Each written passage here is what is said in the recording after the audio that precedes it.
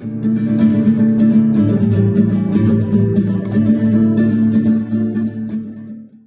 right. Well, thanks for joining us today. I'm here today with Jim Overstreet to visit about the book, Tom Dorrance, More Than a Horseman. And I'm just checking in with as many folks as I can who submitted pieces for the book, and just sort of visit about their submission and their time with Tom, just to keep the conversation going and to remind folks about the legacy that Tom left us. So thanks for joining me today, Jim. Well, thank you for having me. I look forward to it. Good, good.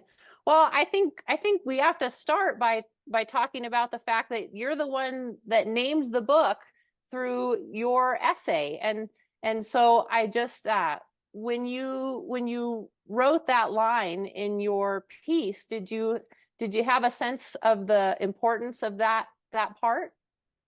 Not really. I didn't know that'd be the title of the book, and when they were trying to come up with the title, I offered it. But to me, the more time I spent around Tom, and I didn't spend all that much, but I'd like to have spent a lot more.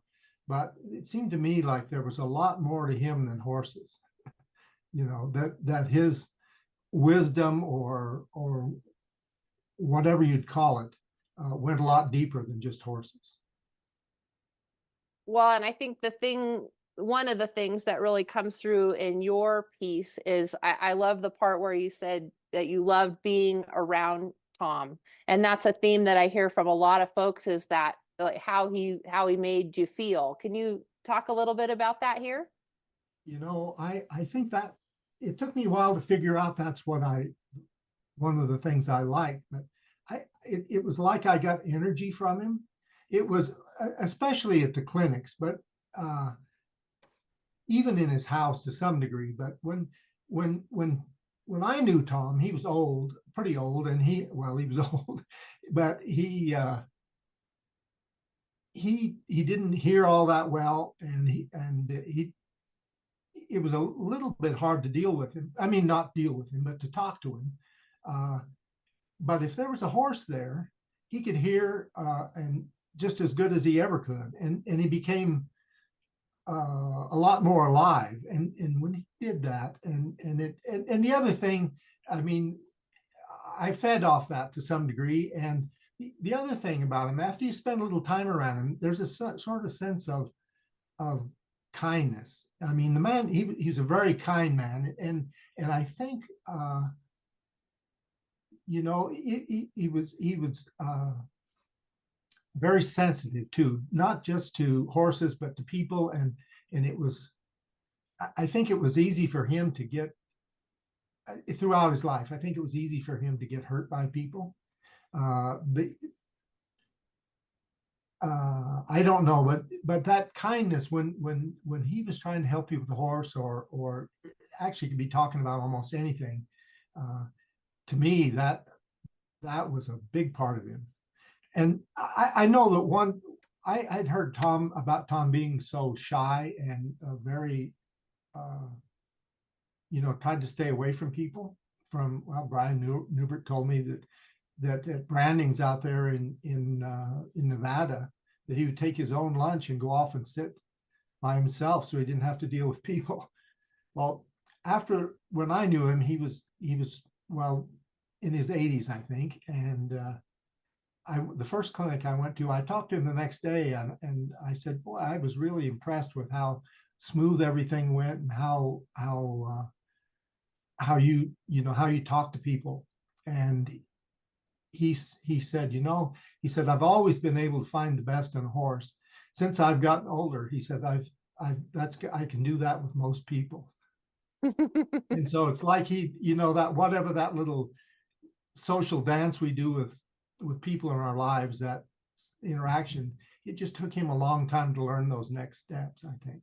Mm-hmm. And to some degree, I find some hope in that, that if he can be in his late 70s and learn something that important, maybe I can too. Yeah. Well, one of the other themes that you touch on in your piece is that Tom didn't like discord. in any way. And I think that as I'm visiting with horse people, there seems to be that seems to be a common thing, that people who are interested in horsemanship also have a discomfort with discomfort. Or can you elaborate a little bit about how you observe that in Tom? You know, it seemed to me that whether it was at one of his little clinics or if he was helping me work with a horse, he would head off trouble. He would, if you left it up to Tom, you couldn't get in trouble and learn anything. He would protect you and the horse both. And I can think of several occasions when I just had to go plunge in and get in trouble so he could help me out. And I think that his instinct was to keep everything, keep the waters calm. Mm-hmm. Well, and you've written about watching Tom so eloquently in this piece, and also in pieces that you've sent into the magazine. Can you take us back to that first clinic where you saw Tom when he was starting all those colts, and give us a little feel of what that was like? Actually, when I saw him in the clinic with Ray Hunt and Bozeman very briefly. I was working in a ranch and I didn't get to go to it very much. And I introduced myself to him, but other than that, I didn't see him until actually Buck Brandman told me that he was doing the clinic in California at the place he was living there. And at the time I was a little down on some of the things that were going on in this kind of horsemanship that we're trying to do. And I wanted to get to Tom and see him. And I went to a clinic there, and it was just a kind of a catch-all of people with horse problems. And a lot of people, I think, just wanted to be there because Tom was there. And so I know that he came over. I got there early, and I had stayed in a motel not very far from there. And I got there early, and I was standing there by the round corral, and I didn't expect any attention at all. And he came over and introduced himself, and we visited a little bit because he'd been with Flying D near where I lived. In fact, I'd lived there as a pretty young child, and I knew a lot of those cowboys. We talked about that for a little bit, and then somebody came along, and he went talking, doing something else, and pretty soon he came back, and he had this woman with him with this big thoroughbred horse, and he said Edith's back's real sore. She said, could you hold this horse? And so I said, sure. And I just stand there holding the horse. Well, I didn't understand, I guess. And finally, Edith had to tell me. She said, what he wants you to do is ride this horse. And so I ended up riding all day on this horse, on an English saddle, but the stirrups were a little too short. Anyway, it was a fun day. And I don't remember when that was. That had to be in the 90s sometime. Okay. And so you said when you had a little bit of dissatisfaction or unhappiness with how things were in the horsemanship world. Has your thinking changed, or what are the changes that you've seen, or talk a little bit about that? So I wanted to see if Tom did things different or better. And one of the things I did like about it was just he never said an unkind word to anyone in the whole day. And if things didn't, he was trying to help somebody and things didn't work right, he might say, well, nice try, or something to that effect. And he said, well, or he might say, well, you missed it, but we'll try and do it next time. I mean, it wasn't like he was driven to. I don't know how to explain that exactly. Yeah.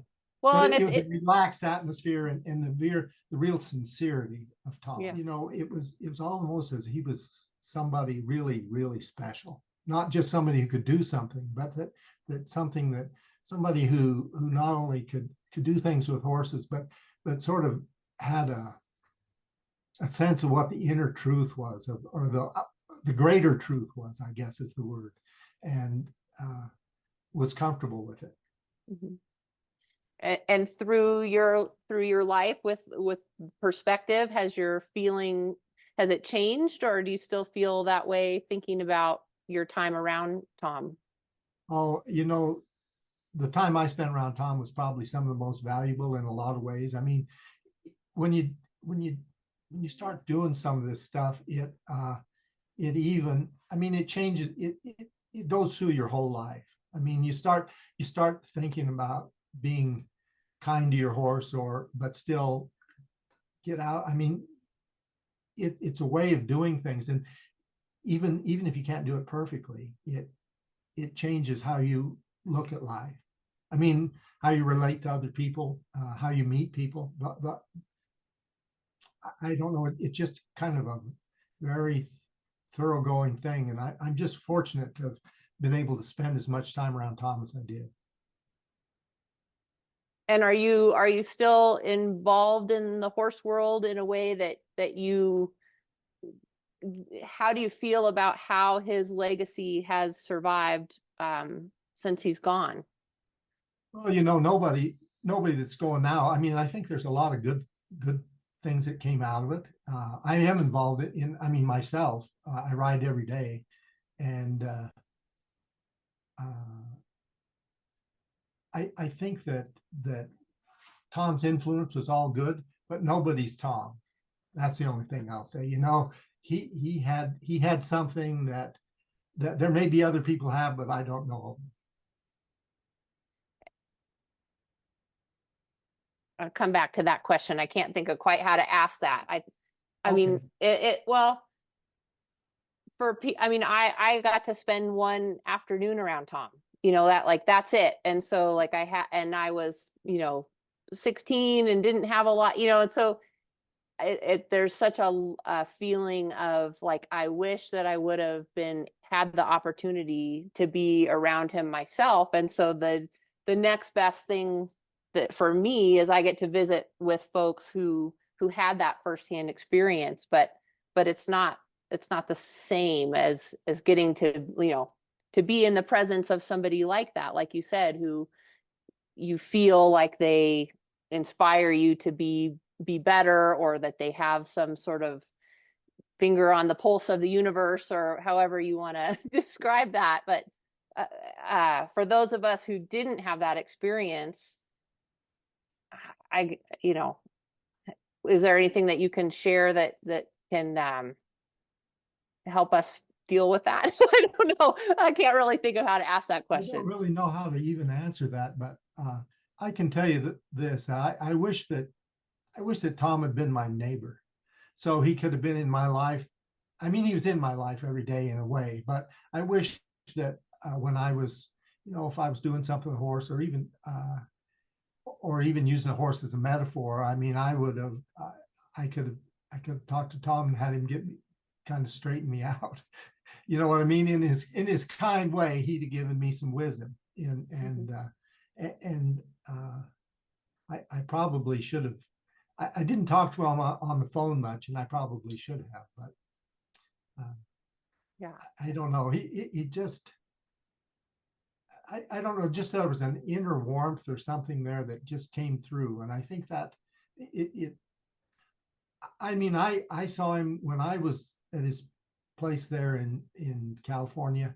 I saw him, do stuff with dogs. And I mean, the cats were trying to crawl in his lap.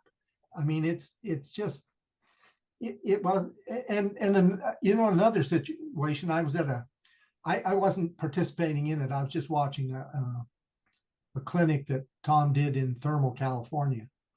And I noticed that, and Tom was sitting he wasn't in the arena. He was sitting on a little grandstand there by the arena. And I noticed that, and they were starting some colts and doing some other, and they were loose in the arena, and the horses were coming over and standing next to Tom. I mean, it was a big arena. They didn't have to stand next to Tom. He'd have thought they'd have gone the other end. But I mean, we were all the people were trying to gather around Tom, and the horses too. I don't know how to explain it exactly, but he had something. Yeah, yeah. Is there a portion of your submission for the book that you'd like to share with us today? You know, I would. I'd read a little piece here for you. I was just looking at remember. You know, I just mentioned that I had to go get in trouble sometimes and get Tom to help me. And this first little piece is about that. You know, Tom and I were doing something, and then it went on and said, Tom stood back and watched, but didn't say anything until I started having trouble. He came to the fence and stopped me. Then he had me take the mare into a round corral at the end of the arena. He told me to tie a knot in the end of the reins and hang them over the saddle horn so that the reins drooped almost to her knees. Then he held up his middle finger and said, reach down the rein with your sore finger. Remember, it's real sore. Of course, my middle finger didn't hurt, but he wanted me to touch the rein as if the mare's mouth, as if it had. When I tipped the mare's head slightly each way, he said, fold your arms and don't do anything. When I complied, he said, now, ride her in a figure 8. For a second, I sat there dumbfounded, and he told me to look where I was going and squeeze gently to start. After she began, I didn't move anything but my head and effortlessly rode her in a figure 8. It was as if the mare could see out of my eyes for a few seconds. I'm still humbled and slightly perplexed by the experience. I try not to overdirect my horses, but that's a hard thing for a man to live up to. You know, I'd actually been kind of having a fight with Mare out in the arena before that, and I think he was trying to communicate to me that I was just way overdoing it, and I'm still overdoing it in a lot of ways. I mean, like I said, I ride every day, but I try not to as much anyway. And and what do you like if you think about how a different person might have communicated the same idea to you, but not in a way that in a different way? How did you how did the lesson stick in a way where if somebody just yelled at you, quit yanking on your horse, like compare, you know, like how did that help? Like that help obviously resonated with you because you remember it all these years later. Well, you know, when you experience something like that for one, it was unexpected, and two, I mean, I lived it. I mean, it was contrary to what I expected, and so it really made an impression on me, and so that, you know, I was almost, I'm not going to say, I was almost sick after that. I mean, I started thinking about horses that I'd had problems with over the years, and it almost made me sick. I had to basically go unsaddle and come back tomorrow, and it took me actually a while to kind of get over that sense of, that sense of wonder, but also sort of a sense of failure, and you know, I don't know. I'm glad I reread that actually today, because there's times I probably am overdoing it still.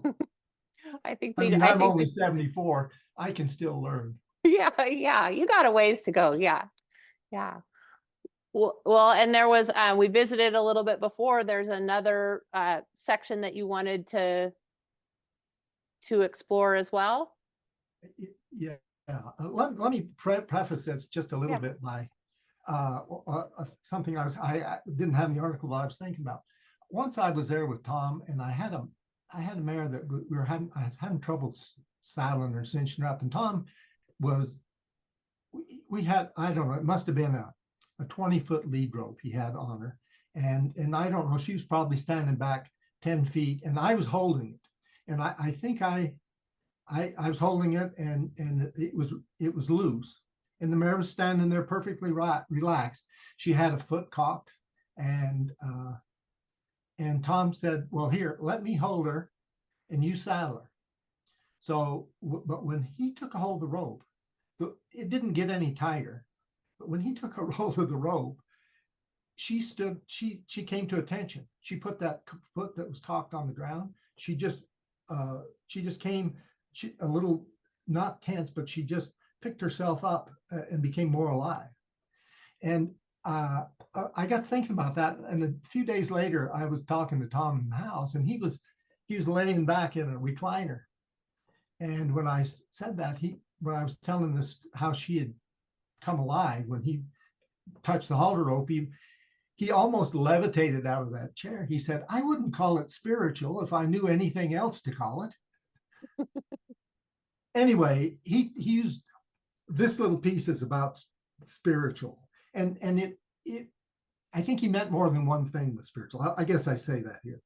Sometimes Tom talked about a spiritual connection to horses. I can't pretend to know exactly what he meant by it, but it seems to me that he used the word spiritual to mean several things. Part of it seems to be closely tied to the being equality that he felt with horses. Part may have had to do with the deep down core sense of self or dignity inside the being of a horse that should be left unviolated, and part of it is more complex. My clearest insight into Tom's magic arose out of an experience of my own. My family and I stopped to visit a friend of ours who lived alone with her dogs and cats. She was working in the garden, but stopped when we arrived. We visited a few minutes with our girls, then 5 and 7. They ran around the yard playing with the dogs and teasing our friend. In a few minutes, we said goodbye. As we began to drive away, I looked back at our friend, again working in her garden. She looked up at us briefly. Suddenly, it was as if I were her watching us drive away. I don't mean metaphorically. For a moment, I had the actual visual experience of seeing us from her perspective.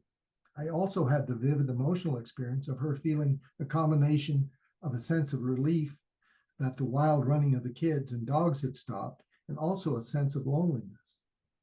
After I related this incident to Tom, I asked, "Do you do that with horses?" He looked at me and didn't answer for probably a half a minute. It seemed much longer. Finally, he said, "You can make that work for you a half mile away." Tom knows so much about horses and was so sympathetic toward them that for all practical purposes, he could literally see through their eyes. I don't mean to imply that it was a visual phenomenon only. I think it would be equally accurate to say that he could feel with their feet or hear with their ears. Later, after I read a draft of an article I'd written about this, he told me that he wouldn't change a word in it. I don't know how many times I've heard Tom suggest that it is important to see from the horse's point of view. I had always taken that to mean that you should try to be aware of the horse's needs, something quite different from literally seeing through the horse's eyes. Anyway, I know that sounds a little strange. It felt a little strange when I was looking through that woman's eyes, and Yeah. I think it just happened to Tom. I think that he didn't understand that other people couldn't do that when he was young, and I'm not sure they ever figured out a really good way to explain that to people. Did you guys talk about it any more at length, or was that sort of the only time you broached that subject? You know, that was about it. We didn't talk about it very much. I'm not sure that it was something that, well, I don't know. He felt really comfortable living in. I don't know if he felt comfortable talking about it. Yeah. Anyway. Well, I mean, and that seems like there is this quality of the amorphous part that if you name it, if you try to take it apart too much, like the spiritual part, if you try and define it too closely, it somehow makes it vanish. I don't know, but there's something to that where it just is, and we feel it, but to really take it apart diminishes it. You know, I said that I'm not sure that Tom felt comfortable talking about it. I think he would have if he'd had the words, but I don't think he had any words that can convey what he experienced. But I have a couple things. You know, one of the things that Tom, that evidence that he was great horseman was he could get a horse to want to do almost anything a horse can do with virtually no violence, you know, in any way. And I don't know, sometimes almost every other trainer I know has to get a little tough on horses regularly, and not just once in a very great while. And I never did see Tom really get tough with a horse because he just didn't seem to have to.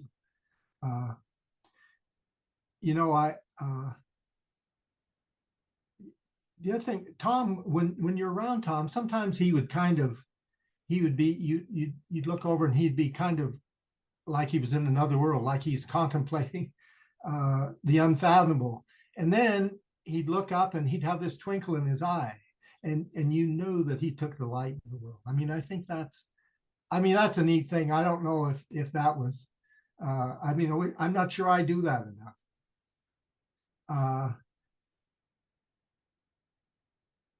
The other thing is that horsemanship instructions about how to do things. And I'm pretty sure that Tom never did the same thing twice. He always approached the horse and the situation as if it were the first time. And whatever he did was what was appropriate. And I think that's hard for some of us to figure out what's appropriate, for one thing, and two, to not try and do it the way we've always done it or the way it worked on another horse. And I don't know. I can't think of a specific example, but but he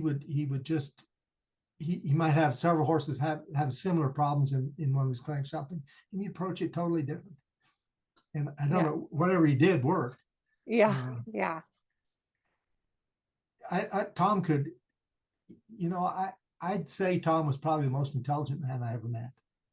Now, he was a cowboy and grew up on a ranch, didn't have much education, but he had an incredible brain. I mean, he could think and figure things out. He could see details. He could remember details. That's just all part of what made him the extraordinary person he was. And I think another thing that was a big factor in his ability to work with horses was, if he had any ego, nobody could ever see it. He never felt insulted by a horse. He never felt challenged by a horse in that he had to brace up and be tough, and I don't know. I think the rest of us go through life and our ego gets insulted frequently. It's not as bad maybe as we get older, but it's still, and it really, it gets in the way of our relationship with horses and people. Yeah.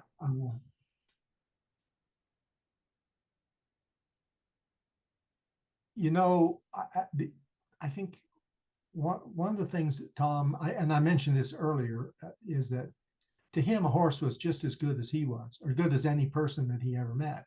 And it didn't matter what horse it was. They were just, and he treated them with that kind of respect. And I think he tried to if people would let him, he treated them with that same kind of respect as well. And I just skimming down a little thing that one of the articles I wrote before, and I remember one time, and he probably more than one time, and I was riding a horse and he asked me to do something, and he said, "Don't insult her, just ask." And that I got to remember that more, you Yeah, know? yeah. That's a very concise. It carries so much meaning in a small amount of words. You know, and I mean, when I said something about technique, he wasn't, and not, he didn't teach, but he did talk about some things like, you know, doing things at the right instant. And he meant the instant. I mean, it wasn't, it was, there was a time to draw on the rein to get the horse to do this or that. And, it passed quickly. And so uh, I think when I start talking about horsemanship, uh, and when people start thinking about it, they need to think about the timing. I mean, it's a, you know, on some things that you've got a little more time than others, but sometimes it's an instant, is really is an instant. You've got to respond at the right time, and to do that, you've got to feel the horse. You know, I mean, in several ways, and I don't know. Tom was just better than that than anybody ever met.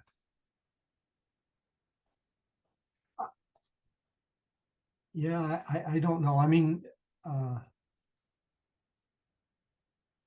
you know, I did, but the time I was around Tom, he wasn't riding colts and doing stuff himself, or at least much when anybody was around. But he had been, I know I'd first heard about him back in like when I was probably 14 years old. They were talking about this guy had come to Flying D and was hypnotizing horses because he was breaking these old horses. He would he would be riding these old horses in minutes that were 5, 6 years old and had been caught one time in their life when they were castrated. And so, uh, you know, from the outside, I mean, he could do that magical stuff. I'm sure he could have ruined any rodeo stock contractor's bucking string in a week, you know, Yeah, yeah. if he'd had the opportunity. Uh, you know, and I think another thing that he did was he built on small things. Mhm. You know, he would start. He didn't. He would. I know he talked about people at his clinics or people that were coming for help wanting to go to do things that they weren't ready to do, and with a horse that when he might have met. You know, I guess an example I use, and I think this probably maybe even came from a Ray Hunt deal, but when a horse it's going to move his right foot, front foot, he has to put all his weight on the left. So I mean that's a pretty small thing, but when you reward him for that, then you can build on that the next time to get the step maybe or part of a step. And he had almost everything that you would do broken down into those little bitty pieces, and he would go through them so fast when he did stuff himself that darn hard to see it. I mean, you really couldn't see it, but when he explained it to you, it made perfect sense. Uh, I don't know what else I can say. Yeah, no, yeah, this is all so good, and sort of the, my sort of, I mean, I know that we could probably visit all day because it's just this like there's so much there, but I feel like this has been a very good like taste and a good visit about what you wrote. I usually, end by saying, what question didn't I ask you? But it looks like you've got a list of things that you're filling that in. So that works out good. Oh, Um, and so you're still riding, which is fantastic. Do you still feel like those lessons that guidance that you got from Tom, do you still carry that with you when you're riding now? oh, sure. I mean, so, you know, I'm a little more impatient than I should be, and maybe was once. And part of it's a time thing. I mean, when Tom was working with a horse, uh, time just didn't matter. Time was not part of his equation. But life for me or in most people, time is an issue, and sometimes that gets us in trouble. Uh, but yes, I think that the things I learned from Tom, both permeate my life, really. I mean, when you get a little older, you maybe don't have as good a seat as you once did. I mean, I'd hate to have a horse buck with me. And I trained some barrel horses and rope horses and stuff. And, when a horse gets to turn barrels really fast now, it worries me that I can make the turn, So, but it's still, and I never talked to Tom about training barrel horses or anything, but everything he does, or everything he taught me, I mean, makes that more possible. At the end of your piece in More Than a Horseman, you talk about going to Joseph, Oregon, and I know that we visited a little bit about an upcoming article about that subject. Do you want to talk a little bit about that to sort of tell folks what's coming? Well, I don't know. I said in there that someday I'd make a pilgrimage to Joseph, just because it's where Tom was from, where where he was born and where he grew up. And I did that last summer. It took me a long time to get around to doing it, because it's not an easy place to get to. From our side, when you come over, and I didn't know how hard it was, frankly. There's that canyon the road goes through, and boy, you better be patient to get through that thing. Anyway, I talked to a man over there that knew Tom, and had actually leased the ranch, that the Dorrance Ranch, for a while. He took me out and we saw the pink barn, the famous pink barn. We looked around with it. And in the course of that, he told me a story about how Tom helped him catch a horse. He had a horse with a real problem to catch. And I recorded that. And one of these days, I'm going to get that written down into an article. It's not really so much a how-to, but it shows you how, when Tom was there, things went better. Yeah. Oh, I can't wait. Yeah. Well, this has been really fun, Jim. Is there anything else that we should visit about before I let you go on about your day? I want to tell people that what I'm doing nowadays, among other things, I'm writing, and I'm writing novels. Yeah. I mean, I've written those articles, and I'm writing novels, and I've got 2 published novels out. They're in a series. I call it the Rodeo and the Blood series, but they're ranching and rodeo stories. I mean, they're people stories, but yeah. I don't know if I can get this up where you can see it or not. They're available on Amazon. This one is called Montana Rivalry. It's the first in the series. Took me probably 25 or 30 years to write it. And the second one that I have out is a Montana Inheritance. And I wrote it in 6 months or so, but with the same characters. And well, part of that is I'm retired from my full-time job now, and so I had time. Actually, I finished the first one, the Montana Rivalry, when I was laid up with a hip replacement. And once I got going, I couldn't stop. So I actually have 2 more of them written that I'm hoping to publish in the not too distant future. And fantastic. Anyway. Well, I'll put the link in the description for folks to check that out. And are the stories based around your experience and people that you know? Tell us a little bit about the plot.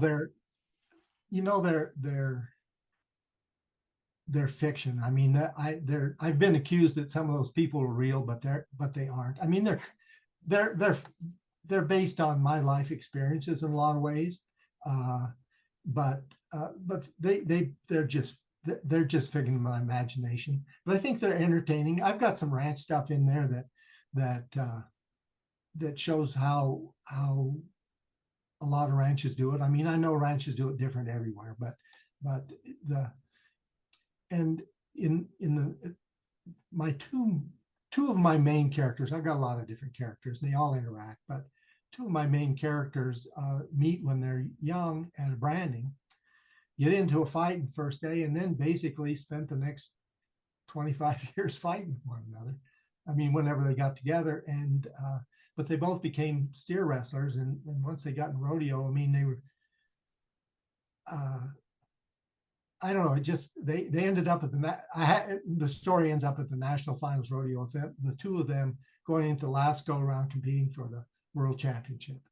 And Well, don't give any more away. We'll have to get the books to read the story. anyway, the second one, there's a reconciliation in that one. I mean, it's a continual thing, and I mean they're complex stories. I mean, I mean life's complex, and anyway, I don't know. I don't know if they're good or bad, but most of the people have read them, like them. At least they tell me. Fun. Well, I love your writing style in the articles. You're concise and eloquent. So we'll have to check out the books and have a read. All right. Well, thank you. Thank you, Jim. You have a great rest of your day. Okay, you too. Okay. Thank you.